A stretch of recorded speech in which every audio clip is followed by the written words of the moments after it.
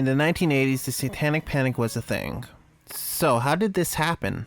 Okay, let's start from the beginning. Hi there, I'm Loki, the god of the Chaos Oceans. I tend to read Reddit stories with my horns and give my thoughts on them. Please give me a like, comment, and subscribe to the channel. If you want to see more from me or more videos like this, please tell me in the comment section below. This video might have multiple parts to it because I can't post more than 15-minute long videos. So, let's talk about the Satanic Panic, D&D, and heavy metal. Mainly the D&D side of things. Now let's start with the three people that created D&D, or the framework for modern day D&D. It is Gary Gygax, Dave Arneson, and Tim Kask. In the 70s, they didn't have the internet as we have it today. I think they have a very primitive version of the internet. Basically, they didn't have GoFundMe, Kickstarter, and stuff like that to actually help them with business or start up a business. Plus, they didn't have virtual tabletops. They had to meet in a person-to-person type of ordeal, and this is before pre-Corona, and this is pretty helpful to understand this. It also sets the framework for what's to come.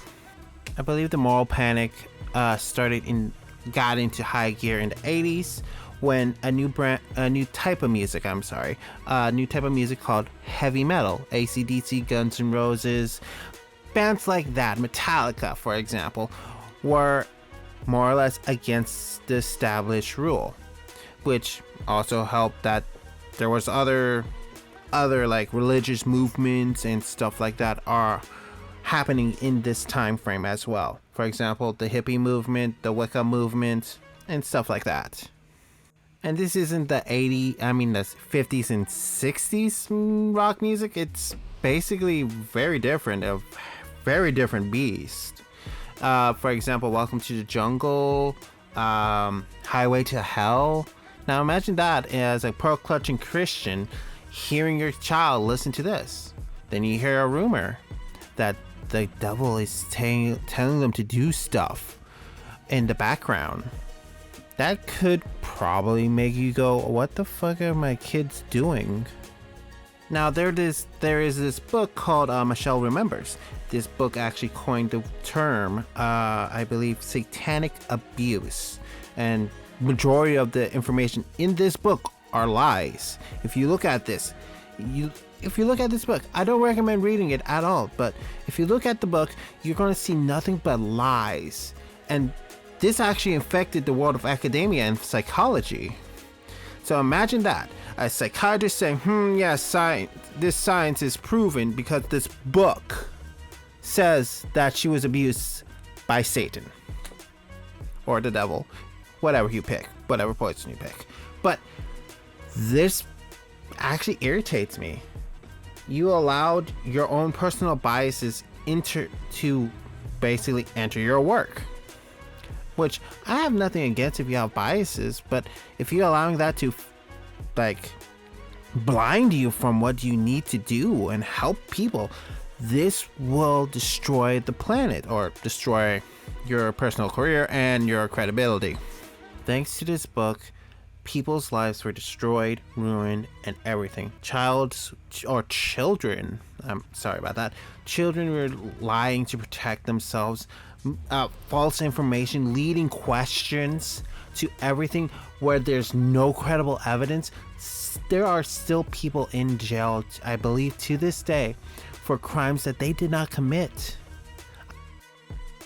The following will have a content warning, so please be wary from moving on. If you do not want to hear about anything about self-deletion and stuff like that, please leave the video here, and thank you for watching so far.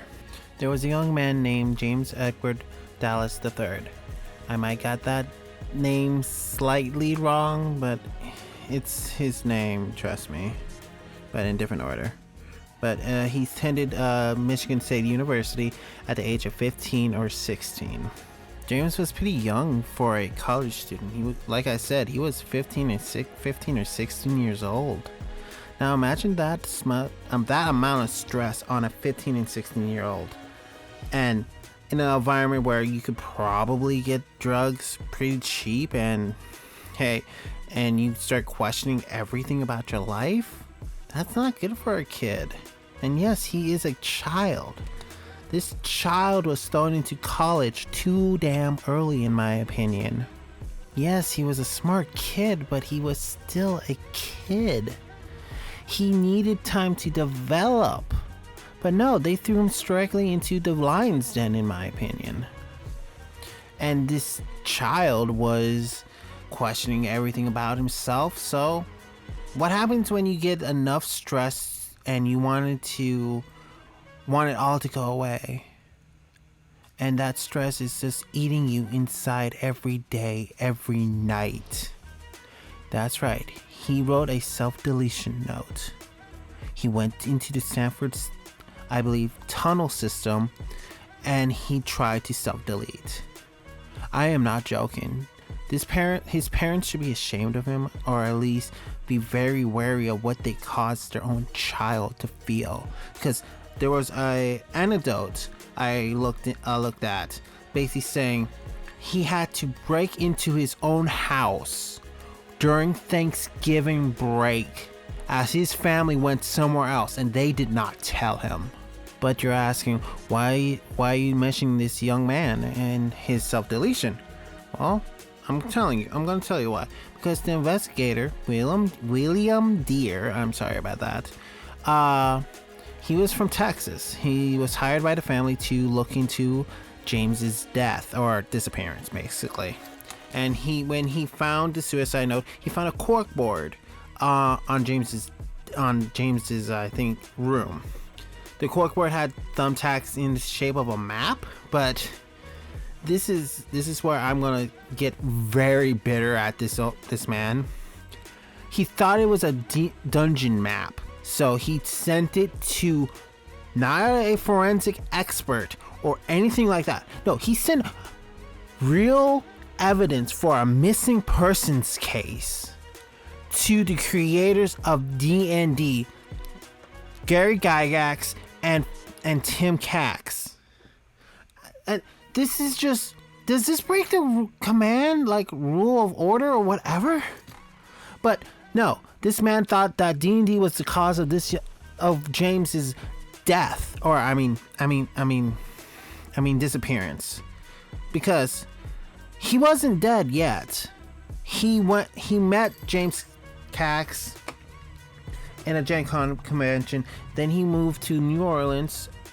He was an oil field worker. That's when William found him, and James told him what happened to him.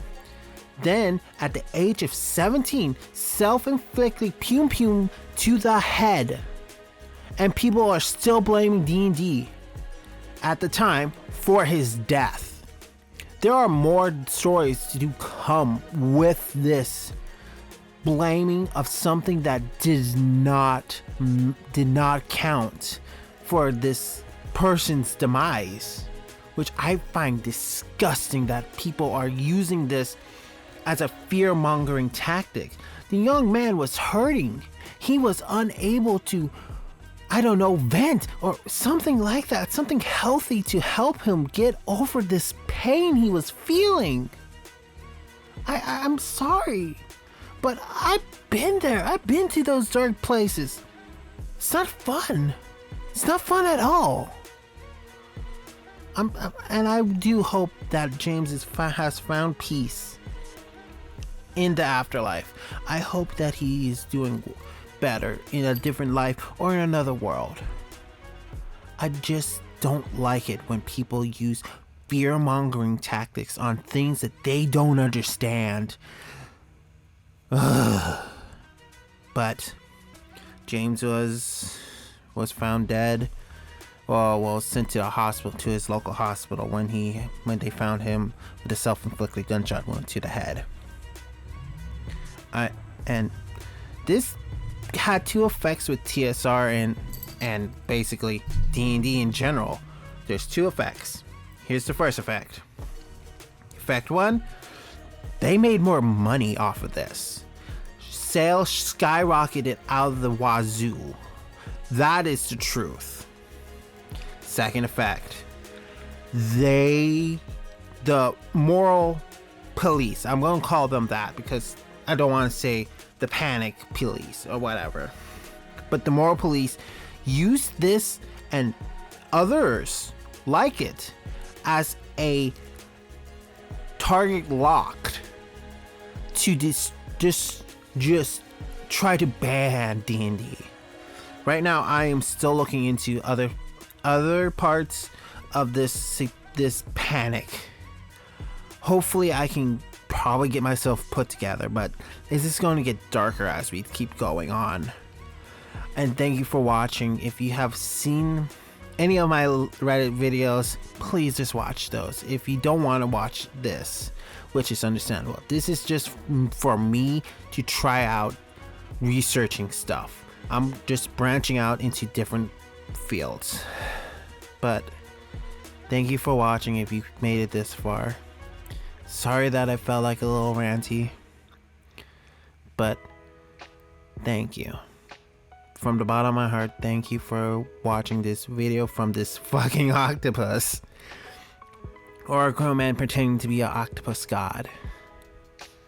And see you next time.